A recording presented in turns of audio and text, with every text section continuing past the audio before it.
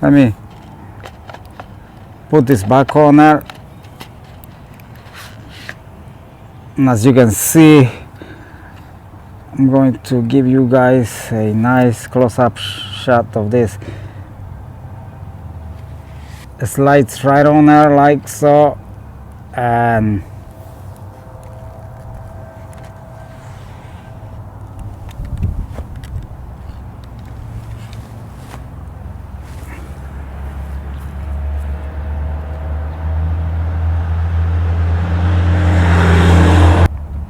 we'll see what happens on the solar eclipse.